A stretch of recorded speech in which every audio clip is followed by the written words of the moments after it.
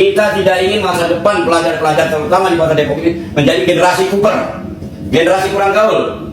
Ya, 3 tahun masa SMA itu adalah masa-masa yang indah. 3 tahun masa SMP adalah masa-masa yang membangun karakter. 6 tahun masa SD, masa pengen jalan-jalan nggak bisa.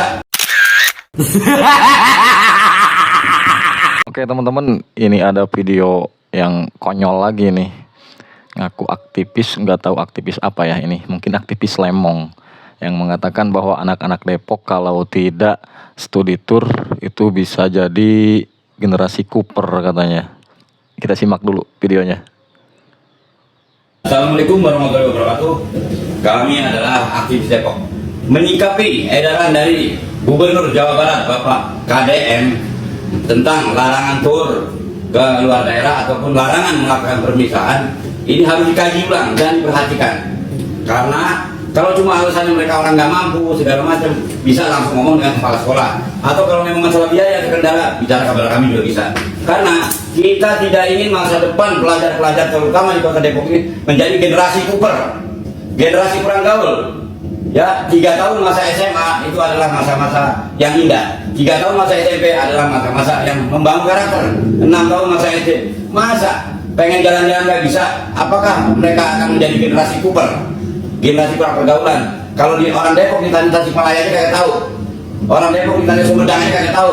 Ini bagaimana artinya? Itu harus dikaji ulang. Kasihan para pihak sekolah ini pengen semua itu kan bisa membangun karakter lewat pengetahuan di luar kotanya. Ya. Nah gitu teman-teman, ini aki-aki bilang bahwa kalau anak sekolah nggak studi tour bisa jadi generasi Cooper. Ini yang Cooper itu aki-aki ini yang otaknya ribet ini, nggak paham-paham. Kang Deddy itu nggak melarang untuk piknik, silahkan saja, tapi jangan pakai embel-embel sekolah. Justru Kang Deddy kasihan sebetulnya terhadap sekolah dan guru-guru. Karena apa? Kalau terjadi sesuatu hal yang tidak diinginkan, yang ribet siapa? Guru, kepala sekolah, komite sekolah, semua akan kena itu. Nah, ini yang Cooper ini aki-aki ini sebetulnya ribet otaknya ini. Ayo kita lanjut lagi yuk. Dan kedua, menyikapi larangan perpisahan. Berilah inovasi dan improvisasi kepada pihak sekolah. Bagaimana euforia orang-orang yang baru lulus, bagaimana mereka memberikan ucapan terima kasih kepada para kepala sekolah, guru-guru mereka. Itu wujud daripada mereka adalah yang santun dan sopan berterima kasih kepada guru-guru mereka, pihak sekolah. Nah, ketahuan kan yang Cooper siapa? Ente aki-aki yang Cooper. Kang Deddy itu masalah kenaikan kelas, perpisahan itu nggak ngelarang, piknik pun nggak ngelarang.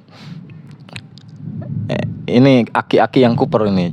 Coba dengerin lagi nih penjelasan Kang Deddy ini. Kami membaca ya berbagai postingan di media sosial, ada yang aneh-aneh bahwa ada larangan untuk berselfie, ada larangan untuk foto di sesama angkatan, ada larangan untuk melakukan perpisahan.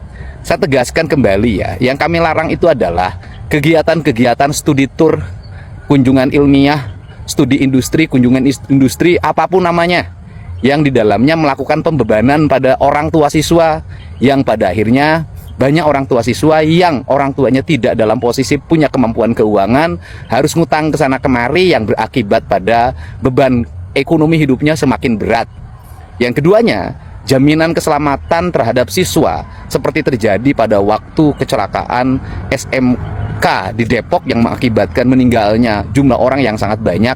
Itu adalah pelajaran penting bagi kita semua untuk tidak mengulangi peristiwa yang sama.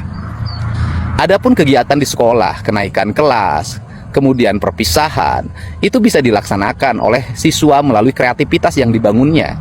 Kan di sekolah ada organisasi OSIS dan sejenisnya yang bisa menyelenggarakan kegiatan-kegiatan intra di sekolah untuk membangun kenangan-kenangan indah bersama sesama angkatannya. Dan tidak mesti dengan biaya yang besar. Mereka bisa secara bersama-sama mengkoleksi iuran secara bersama di antara siswa, dipungut oleh siswa, dan tidak melibatkan sekolah sebagai institusi yang melakukan pungutan. Dan dilakukan dengan batas-batas kewajaran, menampilkan berbagai karya kreativitas seni di sekolah, ada musik, ada tari, ada sastra, dan berbagai hal yang bisa dilakukan. Untuk itu tidak mesti mendramatisir sebuah persoalan menjadi drama-drama yang menjadi aneh-aneh. Karena tujuan pendidikan nasional adalah menciptakan manusia Indonesia seutuhnya yang cager, bager, bener, pinter, singer. Dan tantangan terberat kita itu bukan pada saat ini kenaikan kelas atau kelulusan. Tantangan terberat kita adalah ke depan kita mau apa dan apa karya-karya yang akan kita lakukan. Bagi siswa-siswa yang masih muda, kami memahami emosi yang dimilikinya.